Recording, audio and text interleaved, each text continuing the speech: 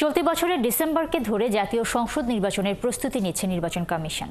তারা জানিয়েছে এই মুহূর্তে সংসদ নির্বাচনকে প্রাধান্য দিলেও অন্তর্বর্তী সরকার চাইলে সীমিত আকারে স্থানীয় নির্বাচন করবে কমিশন। মঙ্গলবার জাতিসংঘ উন্নয়ন কর্মসূচি সহ 18 উন্নয়ন সহযোগী দেশের রাষ্ট্রদূতদের সঙ্গে নির্বাচন কমিশনের বৈঠক শেষে এসব কথা জানিয়েছেন কমিশনার আবুল ফজল মোহাম্মদ সানাউল্লাহ। আরও জানাচ্ছেন ফারজানা আক্তার।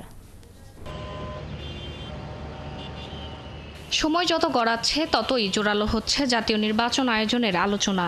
এরই মধ্যে ত্রয়োদশ জাতীয় সংসদ নির্বাচনকে সামনে রেখে দল গোছানোর কাজ শুরু করেছে বিএনপি সহ রাজনৈতিক দলগুলো। নির্বাচন কমিশনের পর সোমবার প্রধান উপদেষ্টার সঙ্গে বৈঠকেও নির্বাচনের সময় নিয়ে আলোচনা করেছে বিএনপি। একদিন পরে নির্বাচন কমিশনও জানালো চলতি বছরের ডিসেম্বরকে সামনে রেখেই জাতীয় সংসদ নির্বাচনের প্রস্তুতি নিচ্ছে তারা। ইউএনডিপি সহ উন্নয়ন সহযোগী 18টি দেশের রাষ্ট্রদূতের সঙ্গে বৈঠক শেষে নির্বাচন কমিশনার আবুল ফজল মোহাম্মদ সানাউল্লাহ বলেন, ডিসেম্বর ধরেই নির্বাচনের প্রস্তুতি নিচ্ছে ইসি। আমরা বলেছিলাম যে আমাদেরকে আর্লিয়েস্ট ডেটটা ধরে নিয়েই প্রস্তুতি নিতে হচ্ছে। আমাদের অবস্থান এখনো অপরিবর্তিত। আমরা ডিসেম্বরকে ধরে নিয়েই আমাদের প্রস্তুতি গ্রহণ করছি। প্রায় 2 ঘণ্টাব্যাপী বৈঠকে উন্নয়ন সহযোগী রাষ্ট্রগুলোর প্রতিনিধিদের জাতীয় ও স্থানীয় নির্বাচন একসাথে করা যায় কিনা এমন প্রশ্নের উত্তরে ইসি জানিয়েছে, স্থানীয় ও জাতীয় নির্বাচন একসাথে করা কঠিন হবে ইসির পক্ষে। তবে সরকার চাইলে সীমিত আকারে স্থানীয় নির্বাচন করবে কমিশন। সকল স্থানীয় সরকার নির্বাচন ফেজে করতে গেলে পারে প্রায় 1 বছর সময় লেগে যায়।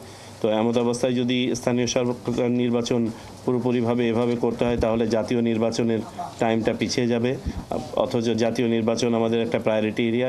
নির্বাচন ভবনে প্রধান নির্বাচন কমিশনারের বৈঠকে ইউএনডিপির প্রতিনিধি সহ 18টি উন্নয়ন সহযোগী দেশের রাষ্ট্রদূতদের কাছে নির্বাচনের জন্য প্রযুক্তিগত এবং উন্নয়ন কর্মসূচিতে সহায়তা চেয়েছে ইসি। আমাদের ইউএনডিপির পক্ষ থেকে একটা প্রেজেন্টেশন দেওয়া হয়েছে যে তারা কিভাবে প্ল্যান করছেন বাংলাদেশ নির্বাচন কমিশনকে সহায়তা করার জন্য, এবং সেখানে তারা বিভিন্ন ডেভেলপমেন্ট পার্টনারের কী ধরনের সহযোগিতা আশা করছেন সেটা তারা বলেছেন।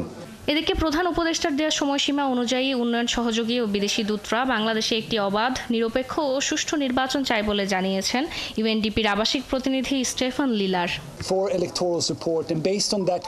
আমরা চাই অন্তর্বর্তীকালীন সরকারের প্রধান উপদেষ্টার দেয়া সময়সীমা অনুযায়ী বাংলাদেশে একটি অবাধ, নিরপেক্ষ ও সুষ্ঠু নির্বাচন অনুষ্ঠিত হবে।